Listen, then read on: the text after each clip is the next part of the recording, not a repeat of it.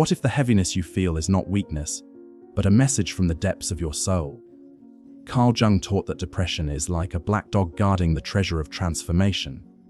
For women, this struggle is not only personal but archetypal, shaping the very fabric of identity.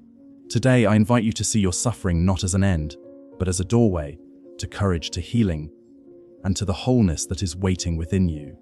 Consider how depression in women often manifests as exhaustion, lack of meaning, loss of joy, and withdrawal from life. These are not merely random symptoms, they are signals. Jung would say that the unconscious is crying out, pulling the woman inward to face what she has long ignored. Depression is, in this sense, not just a breakdown but also a summons. The summons is to ask deeper questions. Who am I beneath all the roles I play? What meaning sustains me? Where have I abandoned my own soul in the pursuit of ideals imposed by culture, family, or society? The clinical description of depression in women might list sadness, low energy, or disinterest, but the symbolic description tells us that she is being called into the underworld of her psyche, much like Persephone in myth, drawn down into shadow so that she might return transformed. This is why it is misleading to think of depression only as something to be eradicated. Jung insisted that symptoms are not enemies but teachers. When a woman says she feels empty, what is that emptiness trying to tell her? Perhaps it is that she has been giving endlessly to others, but has never received nourishment herself. When she says she feels joyless, maybe it is not because life is meaningless, but because she has not yet found her own unique meaning, her own true vocation. In this way, depression is not just a disease to treat, but a language to interpret. If we fail to interpret it, if we only medicate it away or cover it with distractions, we silence the very message that could lead to growth and wholeness. For women especially, this symbolic dimension is crucial. From early ages, many women are taught to serve, to care, to sacrifice, and to hold themselves to standards of perfection. They must be the good daughter, the patient mother, the loving partner, the reliable friend. Over time, the soul becomes buried under these archetypal demands, and depression rises as a rebellion from within. It is the psyche saying, I can no longer live only for others. I must find myself. In this sense, female depression causes cannot be reduced simply to biology or stress. They emerge from the tension between outer demands and inner truth. When the inner truth is ignored long enough, depression arrives to force attention. Jung observed this often in his patients. A woman who had spent years sacrificing for her family would come to him in despair, unable to rise from bed, unable to see meaning in her daily duties. Rather than simply telling her to suppress the symptoms, he would invite her to explore her dreams, her fantasies, her unspoken desires. Often, she discovered that beneath the depression was a creative energy that had been denied. Perhaps she had longed to paint, to write, to travel, to learn, but had silenced that longing in service to others. The depression was her soul's protest, the psyche's way of saying, "You cannot bury me forever." When she began to listen, when she allowed herself to follow a thread of creativity or to speak her truth, the darkness began to lift. This is not to romanticize depression or to deny its pain. Jung was clear that the descent into shadow is terrifying and often feels unbearable.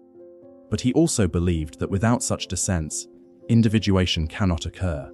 To become whole, one must pass through the valley of despair, for it is there that we confront what we have avoided, denied, or repressed. For women, this often means confronting the tension between cultural archetypes and personal identity. The collective unconscious has long burdened women with the archetype of the nurturer, the self-sacrificer, the caretaker. Depression arises when the individual woman cannot, or will not conform fully to this image, but also has not yet found her own authentic image. She is trapped between the old role and the unformed self, and in this space of liminality, depression grows. From this view, how depression affects women is not just about sadness or fatigue. It is about meaning. It is about identity. It is about the soul's demand to be recognized. Jung described depression as the hand of the unconscious reaching up, pulling us down, so that we might find the gold buried in the darkness. This gold is the authentic self, the unique individuality that must be lived if life is to feel whole. Without listening to depression, a woman risks living forever in roles that do not belong to her, repeating inherited patterns and silencing her own soul. With listening, she gains the chance to rise again, not as who she was expected to be, but as who she truly is. Thus, the educational task is clear: we must teach women to see depression not only as illness but as symbol, not only as enemy but as messenger. By integrating this perspective, by asking what the symptoms mean rather than only how to silence them, we open the door to transformation. Jung's wisdom teaches us that depression in women is a profound psychological event, a descent that can destroy if resisted, but that can also initiate a journey toward authenticity if embraced. It is both danger and possibility, both suffering and seed. And in this lies its deeper meaning. Depression is not merely what happens to women, it is also what can awaken them to the wholeness they have always carried within. Culturally, women have long been assigned the task of nurturing, serving, and maintaining harmony. They are expected to embody patience, sacrifice, and care, often at the cost of their own individuality. While men are often encouraged to pursue outward ambition, assertiveness, and achievement, women are more often praised for selflessness and emotional caretaking. This cultural expectation does not simply live outside of the woman. It becomes internalized, shaping her psyche from an early age. She grows up believing that to be loved, she must serve; to be accepted, she must sacrifice; to be valued, she must suppress her own needs. Over time, the unconscious rebellion against this role often surfaces as depression. The symptoms of sadness, exhaustion, and hopelessness are not only personal, they are the echoes of collective archetypes that no longer fit the individual woman's life. Carl Jung would describe this as the collision between the collective unconscious and the personal psyche. The collective unconscious carries within it archetypes like the Great Mother, the Virgin, or the Caretaker, images that define what woman has meant across cultures for centuries. When a woman feels pressured to live out one of these roles without question, and when her deeper individuality resists, the tension produces psychological suffering. Depression, in this sense, can be seen as the psychic cost of carrying an archetypal burden that is too heavy or no longer aligned with her inner truth. Biology deepens this picture. Unlike men, women pass through powerful hormonal shifts across their lifespan: menstruation, pregnancy, childbirth, and menopause. Each of these stages brings not only physical changes, but also psychic shifts. Jung paid close attention to how biological events interact with archetypal symbolism. For example, menstruation is not just a bodily process, it is an archetypal reminder of cycles, death, and renewal. Pregnancy is not just physical growth, it is an embodiment of the mother archetype, with all its light and shadow. Menopause is not just the cessation of fertility, it is an initiation into a different psychic stage, often involving a confrontation with mortality and wisdom.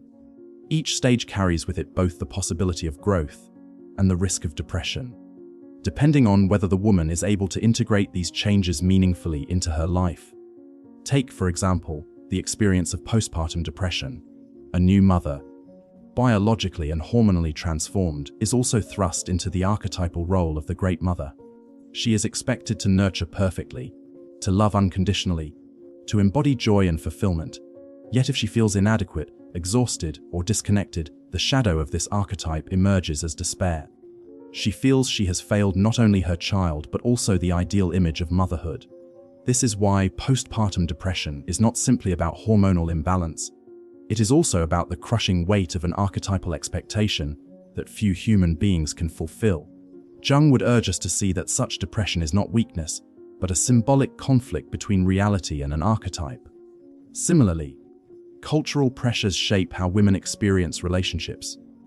Depression in women often deepens when intimacy fails or when they feel disconnected from their partners. This is not only about loneliness, it is also about the disruption of archetypal patterns. The archetype of the lover, the partner, the wife. These images have been given enormous weight in women's identities. When a relationship falters, a woman may feel that her very selfhood has collapsed, because the archetype she identified with has been shattered. Men may also suffer in relationships, but for women, the cultural and archetypal pressure to define themselves through love and connection intensifies the despair. Jung's insights help us see depression not merely as a chemical event, or even as an emotional one, but as a symbolic one. A woman who experiences depression during menopause, for example, is not simply suffering a physical change. She is also wrestling with the archetypal meaning of aging, wisdom, and mortality. If she cannot find meaning in this transition, if society offers her only the image of fading beauty and lost fertility, she may fall into despair. But if she can connect with the archetype of the wise woman or the crone, she may find renewal and power in this stage. The difference lies in whether she experiences her biology as meaningless decline or as symbolic transformation. This is why Jung's approach to depression in women is profoundly educational. It teaches us that suffering must be understood in context: biological, cultural, and archetypal. The hormonal changes that intensify sadness are real, but they are magnified by the cultural narratives surrounding them. The cultural expectations of motherhood, partnership, and sacrifice are powerful, but they are intensified by the archetypes in the collective unconscious that amplify their weight. Depression arises at the intersection of all these forces, where the individual woman feels crushed by roles, biology, and images that may not reflect her authentic self. Thus, differences in depression between men and women are not simply about statistics or biology. They reflect the unique pressures placed upon the feminine psyche by both society and the archetypal structures of the unconscious. Jung reminds us that the only way forward is through awareness. By seeing that depression is not only hers, but also the voice of culture and archetype speaking through her, a woman can begin to disentangle herself from roles that no longer serve her. She can begin to ask, who am I beyond these expectations? Who am I apart from these archetypes? It is in asking these questions that depression begins to shift from a weight that crushes into a guide that transforms. Take the example of postpartum depression. A new mother stands at the threshold of an ancient archetype. She is now the bearer of life, the nurturer, the guardian of a child. Culture paints this as a season of joy, fulfillment, and overflowing love. Yet many women discover that reality is different. They feel exhausted, anxious, disconnected, or even resentful. They may wonder why they cannot embody the perfect image of the radiant, selfless mother. The answer, Jung would say, is that the archetype of the great mother is far larger than any individual woman can contain. Within this archetype are not only the loving, nourishing aspects, but also the devouring, overwhelming, and destructive aspects. When a woman is confronted with this archetype without awareness, she may feel crushed by it. The collective expectation demands perfection, while her humanity cries out in imperfection. The tension between the archetype and the personal experience can plunge her into despair. Postpartum depression is thus not only hormonal, but also symbolic. It reflects the psychic impossibility of living up to a collective image that is too vast and too absolute. Jung often insisted that symptoms reveal a deeper meaning. If a woman feels inadequate as a mother, the depression is not simply an error in her biology, but a signal from the unconscious. It is saying, you cannot become the archetype itself. You must find your own human way of embodying motherhood. The depression teaches her that she is not the great mother in its fullness, but a finite woman with her own needs, limitations, and individuality. This realization, painful as it may be, is a step toward individuation. It forces her to differentiate herself from the archetype, to discover her authentic way of mothering, rather than conforming to the idealized image. The same dynamic plays out in relationships. Women are often drawn into the archetypes of the lover, the wife, the companion. From childhood, culture has taught them to seek identity through intimacy, to find meaning in being loved, chosen, or desired. When relationships falter, when love disappoints, or intimacy breaks, many women feel a collapse of self. They are not only grieving the loss of a partner, but also the collapse of an archetype that they believed defined them. Jung would point out that depression in such moments is not only about the outer relationship, but about the psychic dependency on an archetypal image. The woman feels she has failed as the lover, or has been rejected by the archetype itself. The despair is therefore doubled. She loses not only a partner, but also a piece of her identity. In therapy, Jung often saw women who had invested their entire sense of self into a relationship. When that bond broke, the women felt empty, worthless, abandoned. The depression that followed was profound, not because they had lost only a man, but because they had lost an archetypal role that gave structure to their psyche. This is why the pain of relational depression can feel so overwhelming. It is the collapse of an inner world, not just an outer bond. Yet here again, Jung would remind us that depression has meaning. It is a summons to find a self beyond the archetype, to realize that womanhood is not exhausted by being a lover or a wife. To humanize this further, imagine a woman who experiences deep despair after a breakup. She believes she has failed, that she is unworthy, that life has no meaning without the relationship. If we look only clinically, we see a woman with depressive symptoms. But if we look symbolically, we see a woman who has been trapped inside the archetype of the lover. Her depression is the voice of the unconscious urging her to step outside of this role and to discover her individuality. Jung would encourage her to explore her dreams, for they often reveal how the psyche compensates in such moments. She might dream of being imprisoned in a house or bound by ropes.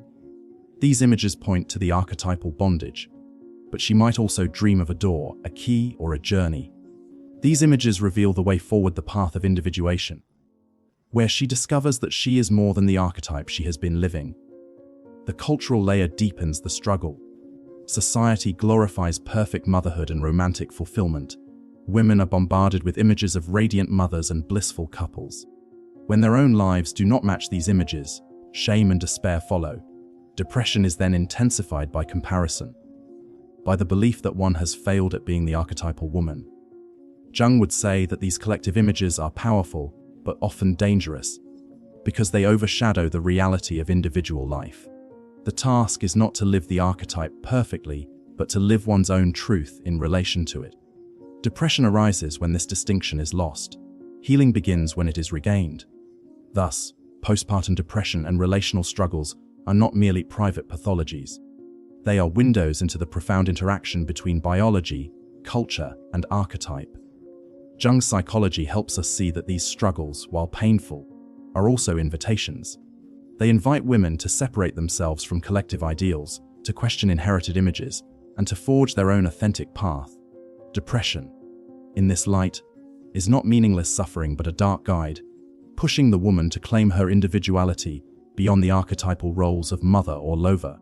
It is an opportunity to move from unconscious bondage to conscious freedom, from despair to self-discovery, from shadow to light. When a woman experiences depression, she often feels cut off from vitality. Her energy diminishes, her passions fade, her sense of meaning evaporates. From a clinical perspective, this is described as fatigue, anhedonia, and hopelessness. But from a Jungian perspective, these experiences reveal that the psyche is withdrawing energy from the outer world because it demands attention to the inner world. Jung observed that when libido, or psychic energy, is no longer invested in relationships, work, or creative projects, it turns inward. This turning inward often appears as depression, but it is also the beginning of an initiation. The soul is saying, stop, look within. Something essential has been forgotten. To ignore this summons is dangerous. Many try to distract themselves, to numb the pain, or to silence it with endless activity. But Jung warned that what is ignored in the unconscious does not disappear. It grows darker, heavier, and more destructive. The only way forward is integration, to turn toward the depression with honesty and ask what it wants to teach. This is the beginning of transforming the shadow into a guide. Depression often points to neglected aspects of the self, unlived desires, unspoken truths, or rejected parts of identity. If a woman can approach her suffering as symbolic, she may find within it the seeds of her own renewal. Healing, however, is not abstract. It must engage body, mind, and soul. On the bodily level, depression in women is often connected to hormonal rhythms, physical exhaustion, and the demands of caregiving. The body itself may express the psyche's despair through pain, fatigue, or sleep disturbances. Jung believed that the psyche and soma are inseparable, that the body is the soul made visible. Thus, care for the body, through rest, nourishment, movement, and medical treatment when necessary, is not separate from psychological healing but an integral part of it. By honoring the body, a woman begins to restore balance, giving her the strength needed to face the deeper layers of depression. On the level of the mind, depression challenges a woman's thoughts, beliefs, and narratives. The inner critic, often an aspect of the animus, may dominate, filling her with self-judgment and hopelessness. Therapy, journaling, or dialogue with dreams can help her question these voices, to recognize them not as absolute truth, but as archetypal forces speaking through her. Jung emphasized the importance of active imagination, a method of conversing with figures from the unconscious. When a depressed woman engages in this practice, she might encounter the critical voice as a stern teacher or a hostile figure in her imagination. By dialoguing with it, she can discover what lies behind its harshness, perhaps a call to strength, to courage, or to authenticity. In this way, the very voice that once oppressed her becomes an ally. On the level of the soul, depression must be understood as a descent into the underworld. Myths across cultures tell of heroes and heroines who descend into darkness: Persephone into Hades, Inanna into the underworld, Christ into death. These descents are never meaningless. They are initiations, journeys through suffering that lead to transformation. A woman in depression is undergoing her own mythic journey. The challenge is to see her suffering not as a meaningless burden, but as a symbolic passage. By recognizing her descent as part of a larger pattern of death and rebirth, she can endure the darkness with a sense of purpose. Jung taught that individuation often requires this descent, because it is only in the depths that we encounter the unconscious forces that must be integrated into consciousness. Integration means drawing meaning out of the darkness. For some women, this may mean rediscovering creativity, writing, painting, or music, as a way of expressing what cannot be spoken. For others, it may mean reconnecting with spiritual practice, prayer, or meditation to find grounding in something larger than the ego. For still others, it may mean reshaping relationships, setting boundaries, or seeking community that supports authenticity rather than demands perfection. Each act of integration transforms the depression from a formless weight into a guide pointing toward individuation. Carl Jung insisted that healing is not the return to who we were before, but the emergence of who we are meant to become. Depression can strip away illusions, roles, and false identities. It can feel like destruction, but it is often clearing the ground for new growth. A woman who integrates her depression may discover a new sense of self, no longer defined solely by cultural archetypes of mother, wife, or caretaker, but by her unique individuality. She may find a voice she never dared to use, or a strength she never imagined she possessed. Thus, true healing does not come only from symptom relief, though that is important. It comes from listening to the depression, caring for the body, questioning the mind, and engaging the soul. It comes from transforming the shadow into a guide, from seeing despair not as the end, but as the beginning of a new path. For Jung, this is the essence of individuation: to integrate all parts of the self, even the painful ones, into a greater whole. Depression, then, is not merely an affliction but a dark teacher, a guide disguised in sorrow. If a woman can walk with it rather than flee from it, she may discover within the very depths of her despair the light of her own becoming. In the end, we see that depression in women cannot be reduced to symptoms or dismissed as weakness. Carl Jung taught us that every descent into darkness carries meaning, and that the soul speaks through suffering when it has been silenced in other ways. Depression in women is shaped by cultural expectations, biological rhythms, and the weight of archetypal roles. It emerges when the feminine psyche is forced to carry burdens too heavy or denied the freedom to express its truth. We have explored how symptoms are signals from the unconscious, how cultural ideals of self, sacrifice, and perfection magnify despair, how archetypes like mother and lover can both inspire and imprison, and how the path to healing lies not in rejecting depression, but in listening to it.